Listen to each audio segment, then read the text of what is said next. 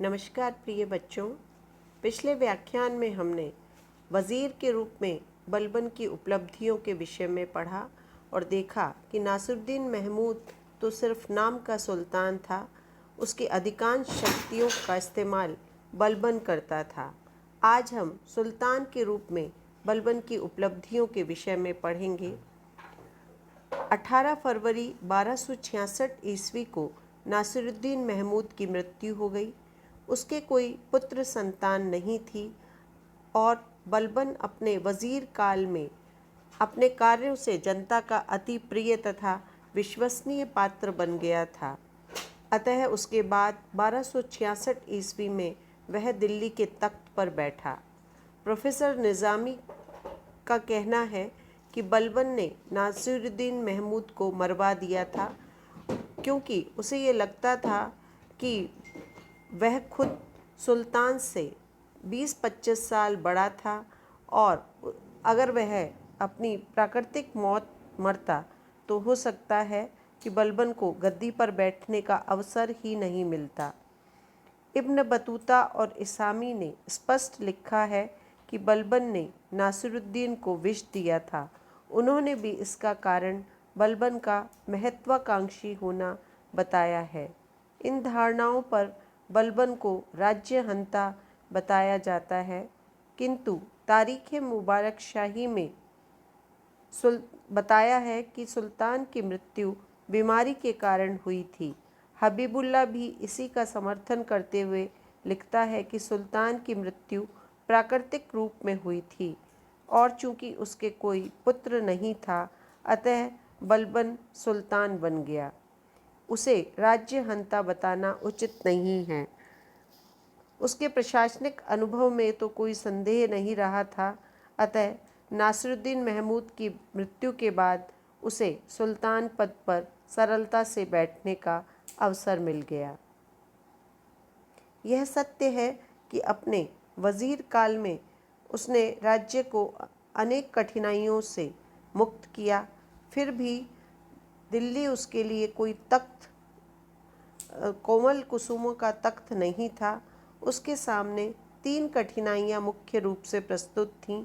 पहला, तुर्की सरदारों का विरोधी रुख, दूसरा, भारत पर मंगोलों के निरंतर आक्रमण और तीसरा, राज्य में सर्वत्र व्याप्त अराजकता। यद्यपि ये समस्याएं लगभग सभी गुलाम वंश के सुल्तानों के सामने विद्यमान रही थीं, किंतु इनके निवारण में बलबन सर्वाधिक सफल रहा। तुर्की सरदारों पर नियंत्रण करना बलबन के समय तुर्की अमीरों का एक गुट बन गया था। यह गुट धीरे धीरे शक्तिशाली बनकर शासन में भयंकर समस्या उत्पन्न करने लगा था। अमीरों ने बलबन का विरोध किया। बलबन उन मुस्लिम सरदारों के लिए इंग्लैंड का बादशाह हेनरी सप्तम सिद्ध हुआ। उसने अनेक कानून बनाकर उन तुर्की सरदारों को शक्तिहीन बना दिया। बलबन ने तुर्की सरदारों का परस्पर मिलना और उनका जुआ खेलना बंद करा दिया।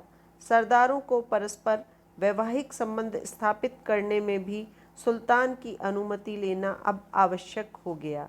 दरबार में सरदार न तो हंस सकते थे, न ही आपस में मजाक कर सकते थे। इन नियमों का जो उल्लंघन करता, वही सुल्तान से कड़ी सजा पाता था। तुर्की सरदारों के कार्यों पर कड़ी निगाह रखने के लिए बलबन ने एक गुप्तचर विभाग भी स्थापित किया।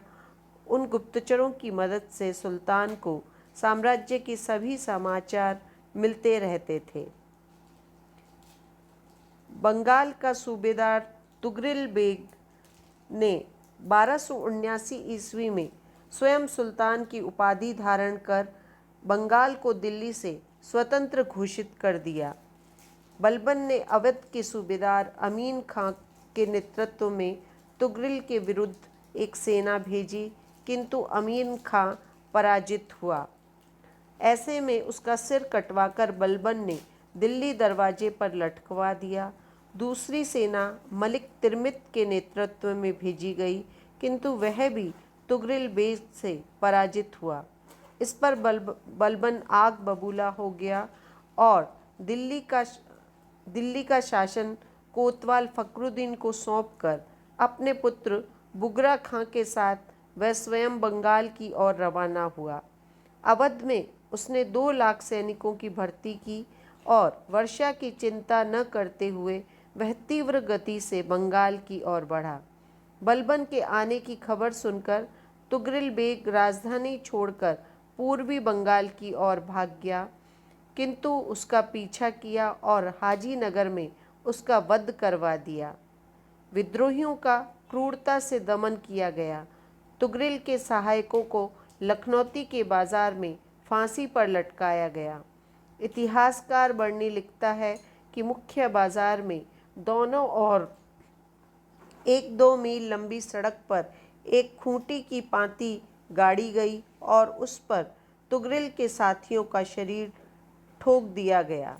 बलबन ने अपने द्वितीय पुत्र बुगरा खां को बंगाल का सूबेदार बनाया। जिन लोगों ने तुगरिल बेग का साथ दिया और जो बंदी बना लिए गए, उन्हें भी सुल्तान ने कठोर दंड दिए। बलबन की इस कठोर नीति से बंगाल का विद्रोह शांत हुआ और वह दिल्ली राज्य का अंग बना रहा।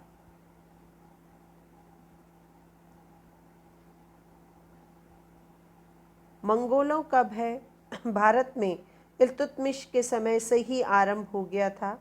उत्तर पश्चिमी सीमा को मंगोलों से सुरक्षित करने के लिए बलबन ने सीमा पर सुदृढ़ दुर्ग बनवाए और पुराने किलों की मरम्मत करवाई। इसके अलावा उसने अपने चचेरे भाई शेर खां को सीमा सुरक्षा का अधिकारी नियुक्त किया। शेर खां ने मंगोलों के दिलों में आतंक उत्पन्न कर दिया, किंतु 1270 ईस्वी में उसकी मृत्यु हो गई। इससे बलबन ने पूरी उत्तर पश्चिमी सीमा को 2 भागों में बांट दिया। सोनम और सामना के प्रांत उसने अपने छोटे पुत्र बुगरा खां तथा मुल्तान, सिंध और लाहौर के प्रांत उसने अपने बड़े पुत्र मोहम्मद खां को सौंप दिए। वह मंगोलों को भारत आने से रोकता रहा। 1286 ईस्वी में मंगोल भारत में बड़े वेग से आए और उन्हें रोकने में शहजादा मोहम्मद खां की मृत्यु हो गई। इसके बावजूद भी बलबन अपने जीवन काल में सीमा सुरक्षा के प्रति उदासीन नहीं रहा और उसने मंगोलों के आक्रमण भारत में होने से रोके रखे।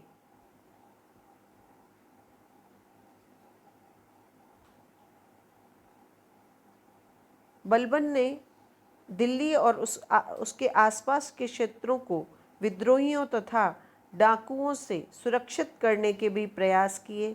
उसने डाकुओं को बंदी बनाकर उन्हें कठोर दंड दिए। दिल्ली के आसपास के जंगल साफ करवा दिए। उसके उपरांत उसने अवध और दोआब में हिंदू शासकों के विरुद्ध सैनिक कार्यवाही की। भोजपुर, पटियाली, कंपिल तथा बदायूं में सैनिक चौकियां कायम की, क्योंकि यहाँ राजपूतों के गढ़ थे। अपने गढ़ों से निकलकर राजपूत तुर्की अमीरों पर आक्रमण करते रहते थे। इसके पश्चात उसने कटेहर की ओर कूच किया, जहाँ निर्दयता की नीति अपनाई।